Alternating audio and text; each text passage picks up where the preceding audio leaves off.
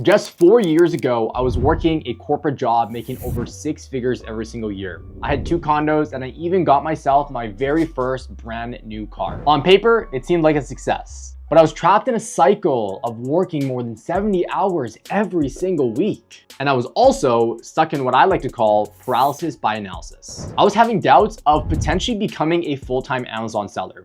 I would be scrolling the internet, reading about articles, reading every worst case scenario and every success story that I could find. And then I would come home every single night extremely exhausted, dreaming about how I wish I had my own business so I could get the fuck out of this rat race. And when I finally made the choice to quit my job in 2020, it was honestly one of the scariest things that I have ever had to do. I left my comfortable, stable job to sell broom holders on Amazon. And one day I looked at my inventory and I just thought, how the hell do I make this work? My first product photos were totally generic. They virtually looked exactly the same as everyone else's. And I didn't even know how to optimize my keywords or use any social media for that matter. And if I only knew then what I know now, because fast forward today, I've made millions of dollars on Amazon and run multiple 7-figure brands. And throughout this journey, I have seen the evolution of Amazon for brand new sellers and existing sellers. So if I had to do this all over again and start an Amazon FBA business completely from scratch, here are the 5 things that I wish I knew when I got started. Number 1, if I were to start today, I'd focus on building a strong brand right out of the gates. Because nowadays, it's all about creating a brand that people actually give a shit about. Now, this is more than just creating a cool logo, changing the colors of your packaging, and sending that out to customers. Your brand needs to tell a story that hooks people in,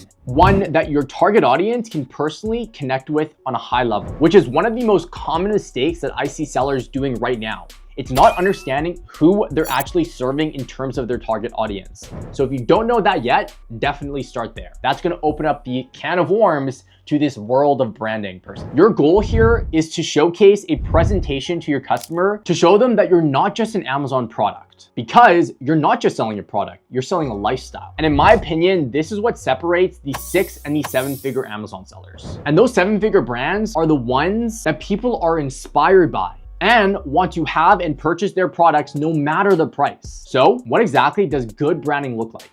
Like I mentioned before, it really starts with you understanding your customer avatar. Now, it doesn't need to necessarily be one, but it should serve the same utility, the same need for that specific customer. When you can understand this one component, it's going to allow you to derive the colors to use, the logo that's going to resonate with them the most, but most importantly, it's going to allow you to build the brand story that's going to hook them in so that they can trust you as a product seller. Ultimately, it's all about the cohesive identity that resonates with that target avatar. Take Anchor, for example. They have built an empire on Amazon selling high quality tech products and accessories. They have a sleek, minimalistic, and simple to understand brand identity. And it's because their products aren't just cool gadgets. Their products become part of the identity of a customer. And that's all thanks to the great branding that they have. Their goal, and your goal for a matter of fact, should be the fact that you can have one customer avatar come in and purchase multiple products from you. And what that really comes down to is trust, and this starts with great branding. Now, when something goes viral on Amazon, it's like printing money, but you have to be ready for it. And that is why for number 2, I'd be laser focused on finding a product that has viral potential. Because back then, what you would do is find a high in demand, low competition product to sell on Amazon, and that's how you would make your money. But with how the landscape is changing with social media, especially with TikTok, the most potential in products are the ones that can go viral on social media. Now, this first portion isn't any different than what you should be doing to just sell an Amazon product, let alone a viral product. And that is finding a unique, visually appealing way to solve a new problem in an interesting way. But more than that, you'll need to build a strong social media presence. So in other words, you should ideally be selling products that already has viral content that you can mimic. This is going to be the easiest way for you to validate virality and also know that you're going to be able to do the exact same across all the short form platforms such as Instagram, TikTok, even Facebook and YouTube Shorts. Now, as a brand owner, especially if you're first getting started, you're going to want to do this yourself unless you have the capacity to hire more people on. But as you go viral with your product being so unique, people will hop on the bandwagon and start supporting you with a ton of user-generated content that will allow you to blow up your brand. Look at what Dash did with this mini waffle maker. It's not really a new product, but their strategic social media approach and the design and the unique way that they're presenting their product, the recipes that they create, has turned this into transparently a must-have kitchen gadget. Now, you often, or at least used to hear me say, differentiate the product. And you probably will hear a lot of gurus telling you to differentiate the product. But I have switched my mindset and my communication to saying more than just that. What you need to do is to develop the product. In other words, what a lot of people are doing nowadays is finding an existing product and differentiating it in some way, shape, or form. But the best way to do it is to actually take that existing product and to develop something new out of it. So personally, if I were to take the approach where I wanted a product to go viral and I wanted to have a strong brand presence so I can turn it into something like Dash, a must-have kitchen gadget, what I would do is really spend the time, energy, and resources into developing a great product. Now, the first thing that you need to do in order to develop your product is to understand the market gap. And the best way to do this, of course, is really sitting down, looking at all of your competitors in the landscape, and really just doing high-level research on the good, bad, and the ugly. Now, the best way to do this, hands down, is leveraging a software called DataDive. DataDive does all of your keyword research, but on top of that, it's powered by artificial intelligence. Their software is going to take all of the competitors on Amazon and tell you the good, bad, and the ugly, and more. What it'll allow you to do is look at all of the keywords in the market and help you understand ways to really make sure that you're as relevant as possible to be optimized for Amazon search engine. Take TomTom for instance. They took the basic concept of a lint roller and turned it into a reusable pet hair removal tool. What they did was they understood who their customer avatar was, peeled back the onion, built a strong brand, and then developed a product specific to pet owners. And that right there is what I like to call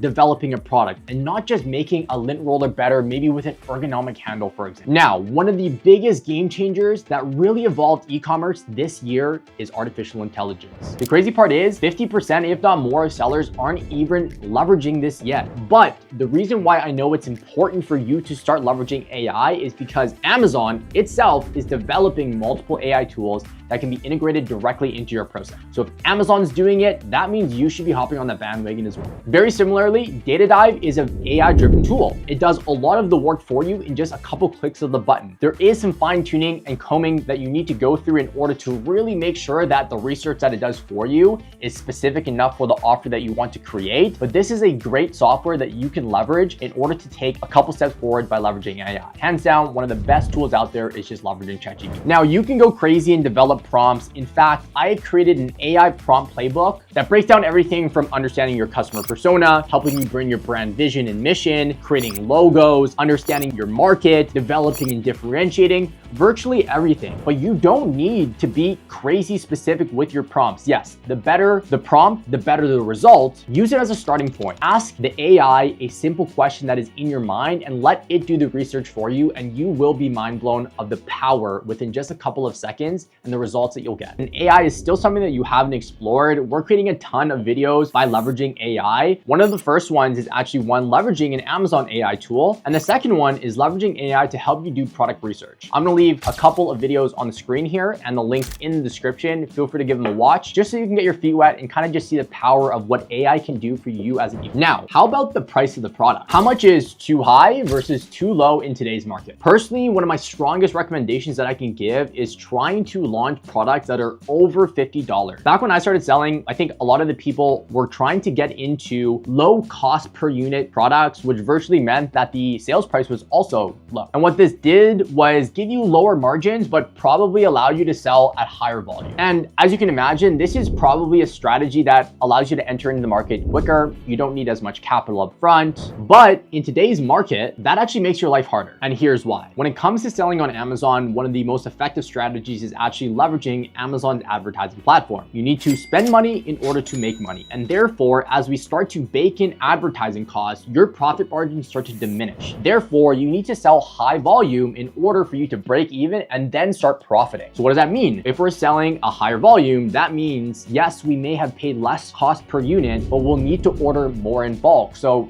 does it really actually lower your cost up front? Probably not. Again, it's situational, but I've seen this happen time and time again. And the other thing when it comes to selling high volume amounts of units is inventory management, which is hands down one of the hardest things as a new Amazon seller to grasp their mind around. Where with higher profit and higher ticket items, you can sell less. I'll give you an example. Instead of me selling $5 $10 products for $50 in total revenue, I can sell one $50 product. Therefore, from an inventory management standpoint, it's significantly easier for me to conceptualize. Now, when you sell higher ticket items, the other massive benefit is the fact that because it's more premium, number one, it's probably higher quality, but number two, you're also attracting someone that has more money, and therefore you can charge even higher prices and have more loyal customers. So to give you a quick recap in what we covered today, the 5 things that I would focus on if I were to restart my Amazon FBA brand today is great branding, viral potential, ensuring that I'm actually developing my product, integrating AI into my process, and selling a more high ticket item over $50. And although Amazon has changed every single year, let alone every single month, there is still massive potential for you to build a 6 or 7 figure brand on Amazon in today's landscape. All you need to do is adapt, innovate, and apply these 5 strategies, and you'll be on your way to building a brand that is actually going to work. Thanks for watching, and we'll see you in the next one.